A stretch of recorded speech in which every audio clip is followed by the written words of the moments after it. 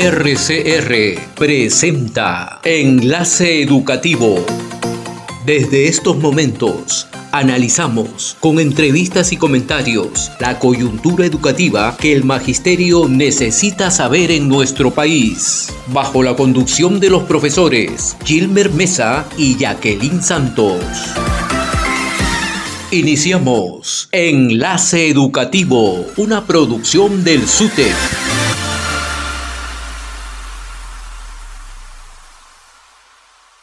Estamos ya enlazados con el profesor y especialista en educación, profesor Hugo Díaz Díaz, expresidente del Consejo Nacional de Educación, a quien le damos la bienvenida al programa y le deseamos los éxitos en la preparación y en el desarrollo de este Congreso Internacional. Profesor Hugo, muy buenos días, un gusto de tenerlo en el programa. Cuéntenos cómo es que se viene preparando este prestigioso evento que se viene desarrollando año a año y hoy ya estamos en la edición número 14.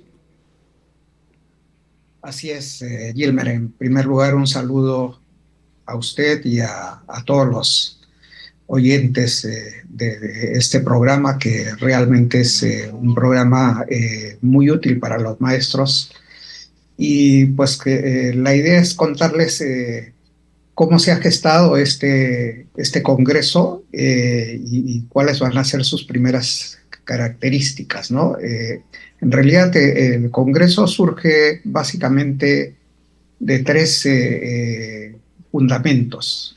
El primero es que en el mundo hay un debate respecto del futuro de la educación, ¿no? Se discute mucho si es que la educación debe ser en el futuro susceptible de mejoras como las que se han venido dando en el pasado, o si el sistema requiere una transformación mucho más fuerte, más profunda, como está sucediendo con otros sectores, ¿no? Como está sucediendo en salud, está sucediendo en todo el mundo de la producción, ¿no?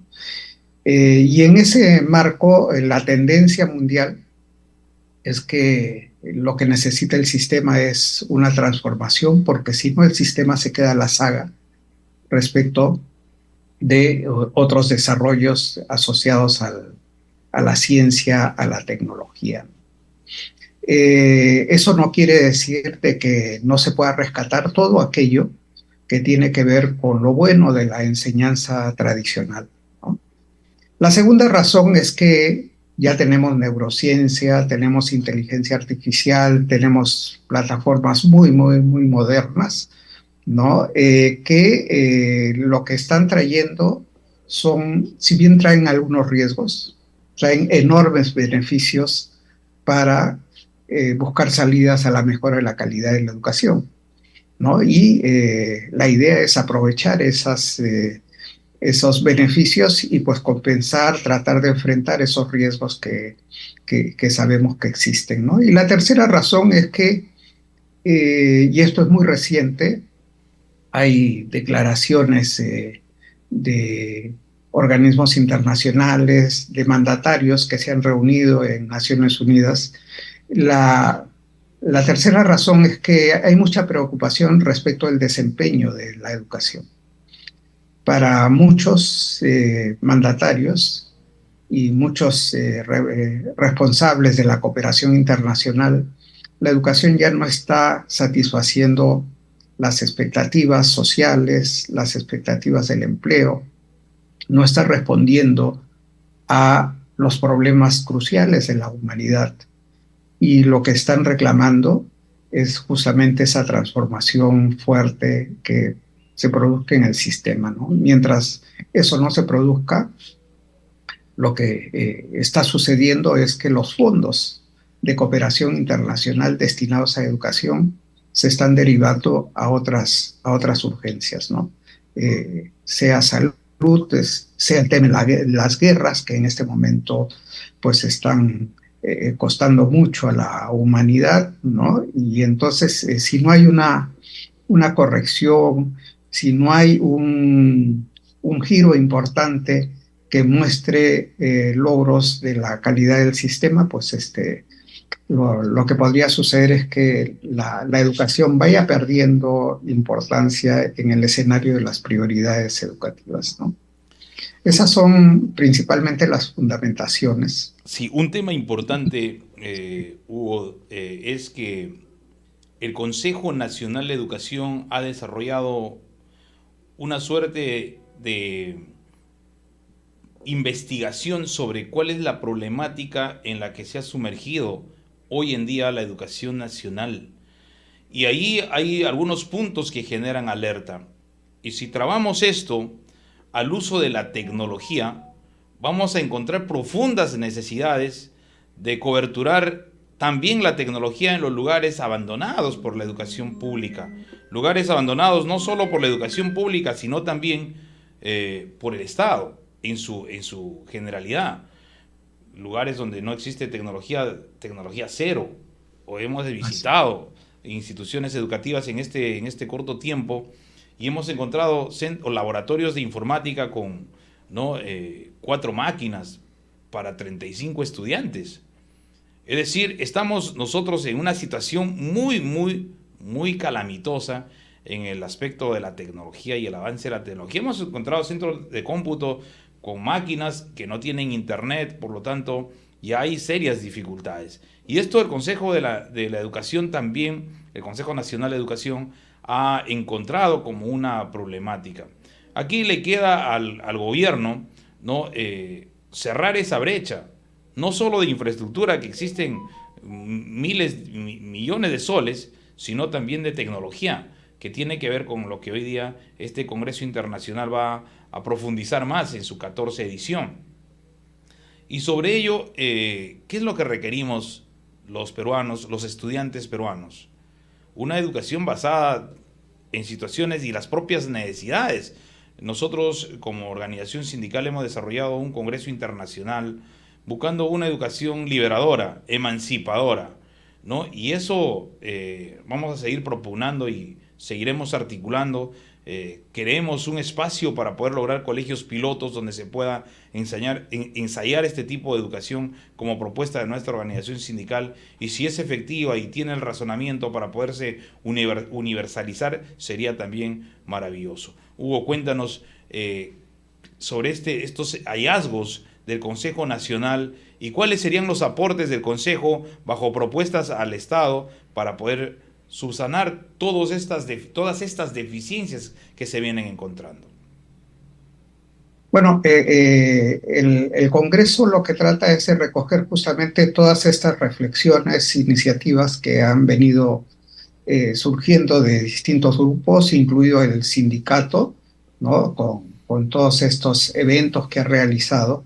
Y la idea es básicamente mostrar que en el futuro de la educación la estrategia no puede ser una estrategia parcial, tiene que ser una estrategia integral que cubra las distintas demandas que se le dan a la educación, ¿no? Es decir, no solamente es el tema tecnológico, indudablemente que va a ser un eje fundamental, pero hay respuestas que hay que dar a los sectores desfavorecidos, hay que dar respuestas a los problemas cruciales de la humanidad, como son el cambio climático, los problemas de la migración, la educación bilingüe e intercultural, que como señalas, vamos a tener en el programa una especialista que va a ser entrevistada por ustedes. No todo el tema financiamiento, el tema de qué vamos a hacer con la infraestructura en los locales escolares, que hace 10 años prácticamente nos dijeron que el déficit de infraestructura era 100.000 millones de soles, y más o menos que al 2025 se habría avanzado al 80% de los problemas de infraestructura. Pero cuando vemos las cifras que hay en los últimos planes de desarrollo de infraestructura educativa, pues lo que vemos es que esos 100.000 millones de soles se han convertido en 175.000 millones, ¿no? Y a más de eso, los últimos 10 años, lo que hemos hecho es devolver el 30% del presupuesto que nos asignaron para infraestructura por no haber gastado, ¿no? Entonces, el problema es muy complejo y por eso es que este Congreso en Cinas pues se ha organizado en tres bloques. Un primer bloque que lo que trata es de ver el problema de los aprendizajes, ¿no? Y cuál es el futuro de los aprendizajes, ¿no? Debemos seguir con un currículum sumamente recargado como es el actual, que tiene 31 competencias. En Europa se trabaja con 8 o 10 competencias, ¿no? ¿Y cuál va a ser el papel de la tecnología en ese entorno, ¿no?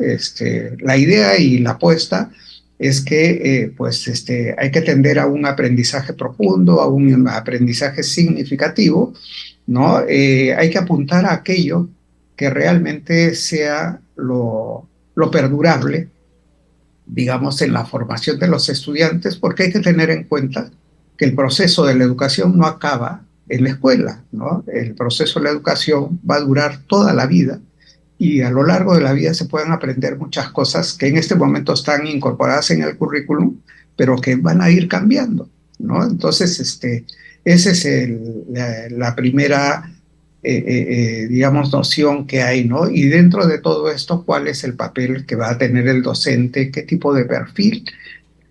¿Hacia qué tipo de perfil requiere ir transitando, ¿no? En una segunda sesión, el día 24, lo que vamos a hacer es trabajar tres temas que son vitales, ¿no? ¿Cuál es el futuro de los recursos didácticos? ¿No? ¿Qué va a pasar con el texto escolar? ¿Qué va a pasar con los recursos tecnológicos, los aplicativos que vienen surgiendo?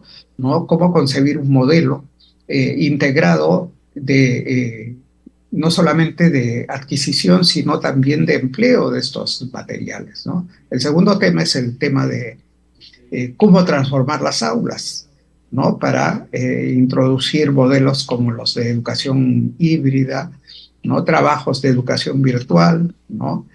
Cómo aprovechar una jornada laboral que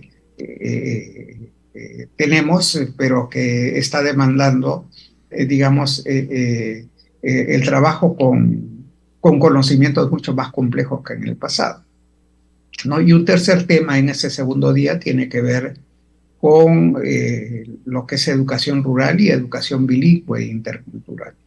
Ahí, como bien decías, los déficits son enormes, ¿no? Por ejemplo, en la educación, en los centros de educación bilingüe e intercultural, pues lo que se encuentra es que el 70% de los centros de educación bilingüe e intercultural carecen de un laboratorio de informática y que ese 30% que existe no necesariamente tiene el equipamiento adecuado para poder trabajar. Muchos consideran que tienen un laboratorio de cómputo, pero están trabajando con estas tabletas que se compraron en el marco del programa Una Laptop por cada estudiante, que ya pues han pasado casi 20 años y esas computadoras prácticamente ya no sirven para un proceso de enseñanza, ¿no?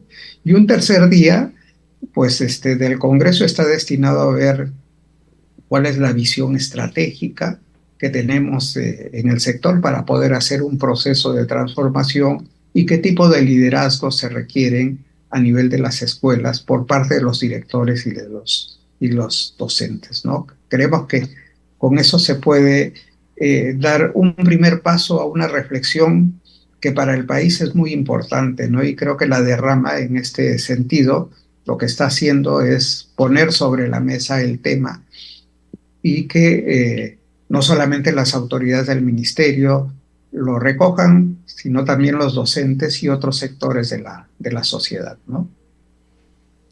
Sí, importante programa que nos acabas de mencionar de estos 3 días. Un tema que los maestros quieren saber es cuál va a ser la dinámica de esta 14 edición del Congreso Internacional en Cinas. ¿Va a ser como era antes, de manera presencial, para escuchar de manera directa a estos prestigiosos ponentes, o va a ser una parte presencial, otra parte virtual, generando un modelo híbrido y ahí muchos profesores van a tener también dificultades por un tema de no estar muy vinculados a la tecnología y desde ese momento tenemos que empezar a cambiar nuestros paradigmas, ¿no es así? Pero siempre ellos dicen, no, preferimos asistir de manera presencial porque tenemos problemas con la virtualidad. Cuéntanos cuál va a ser esa dinámica y cómo es que se va a desarrollar este 14 Congreso Internacional.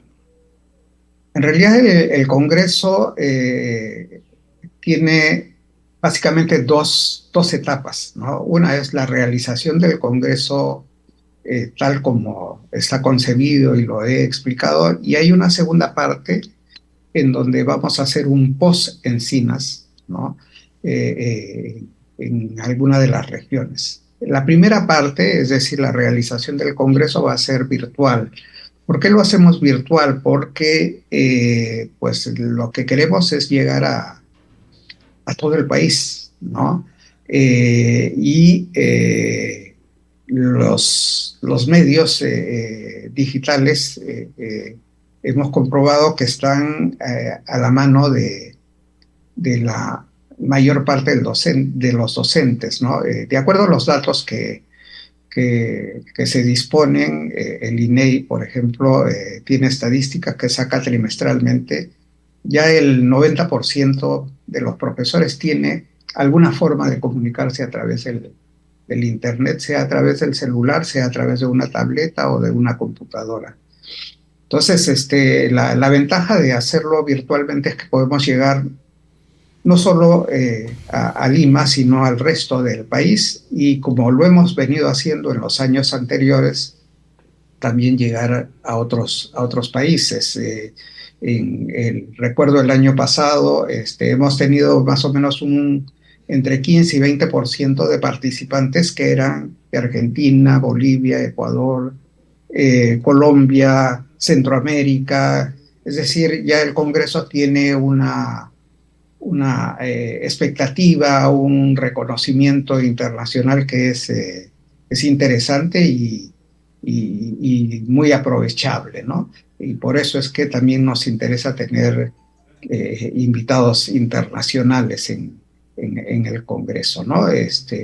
Vamos a tener representantes de la Universidad Pedagógica Nacional de Argentina, vamos a tener representantes de UNESCO, de Santillana, Colombia, vamos a tener representantes de nacionales de la Universidad Católica del Perú, la Universidad San Ignacio Loyola, la San Marcos.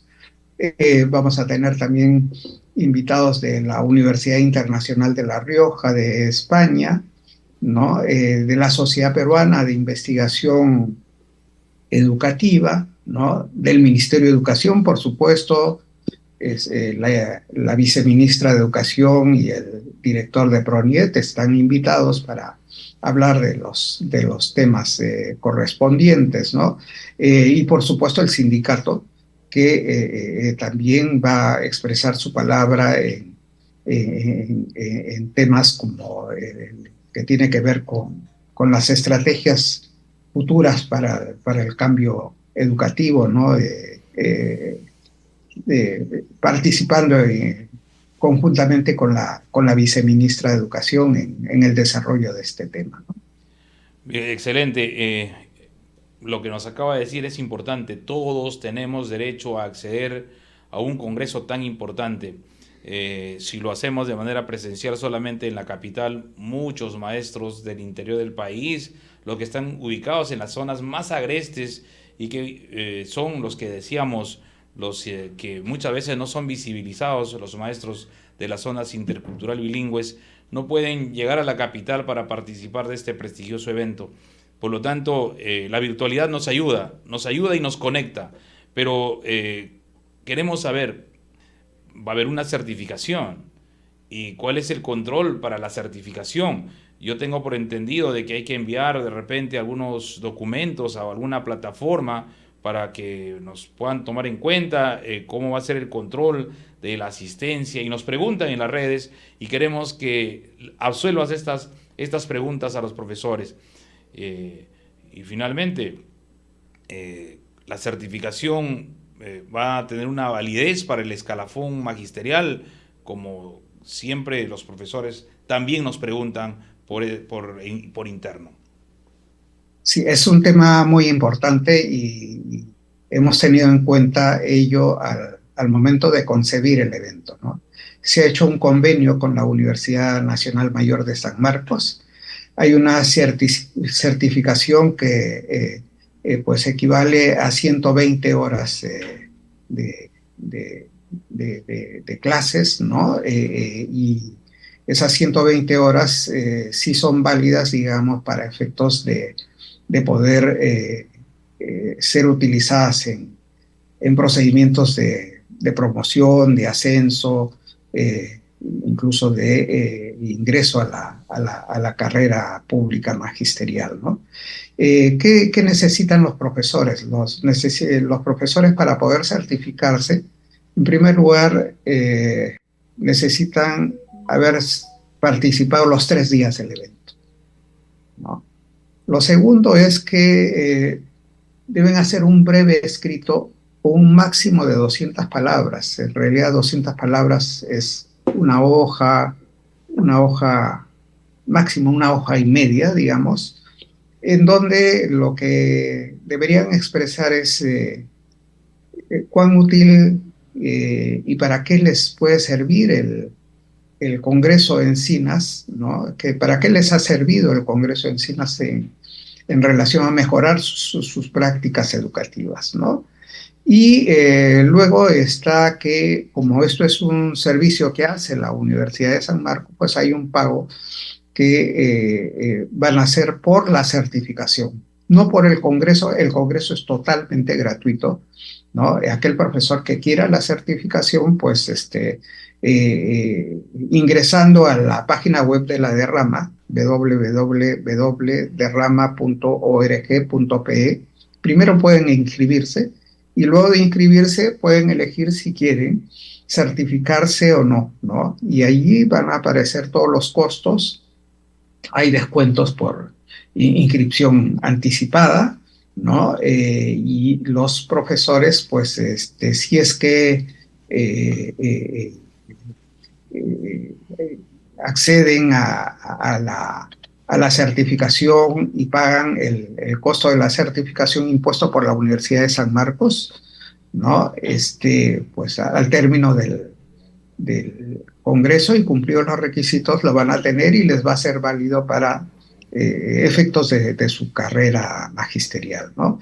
En esta realización del Congreso pues pueden participar no solamente los maestros asociados, también maestros del sector público, otros que no estén asociados, del sector privado, ¿no? Pueden participar, digamos, colectivos de profesores que quieran unirse y no solo se inscriben individualmente, sino quieren inscribirse 10, 15 profesores, pues tienen sus descuentos, ¿no? También hay corporativos, ¿no? Entonces, el requisito es que sean un mínimo de 10 en el caso de que se junten, o sea, una acción corporativa, pero van a tener descuentos, ¿no? Igual que los estudiantes, principalmente aquellos estudiantes que están en los institutos y en las facultades de educación, ¿no? Creo que eso es un tema clave, es muy importante. Y solo quería también agregar algo que había olvidado en la intervención previa. La experiencia lo que nos está enseñando es que más que hacer un congreso en donde hayan exposición tras exposición, lo que vamos a hacer es una metodología muy ágil, ¿no? Es decir, vamos a tener un moderador, que en este caso es el periodista Carlos Cornejo, que lo que va a hacer es un conversatorio. No van a ser exposiciones, sino más bien es una conversación, un intercambio de idea entre él y los dos panelistas que para cada una de las sesiones se han planteado, ¿no? Esto está demostrado en distintos eventos que se han hecho, no solamente para educación, sino para otros sectores, que es el método que más atrae, más motiva y más engancha, digamos, a quienes asisten a un congreso de esta naturaleza, ¿no? Y en ese sentido, Encinas lo que trata es de modernizarse año tras año y ser mucho más eficiente, ¿no? Así es, importantes precisiones sobre este importante evento, el Congreso Internacional Encinas, la 14 edición del Congreso Internacional Encinas. Esto es un tema progresivo y en cada uno se ha venido discutiendo la problemática del sector para generar algunas alternativas.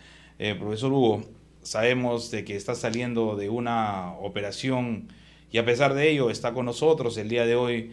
Queremos expresarle la solidaridad por este tema tan sensible que viene, ¿no?, usted asumiendo con su salud. Profesor, un abrazo fraterno, una pronta recuperación para poderlo tener siempre con nosotros en este tipo de conversatorios.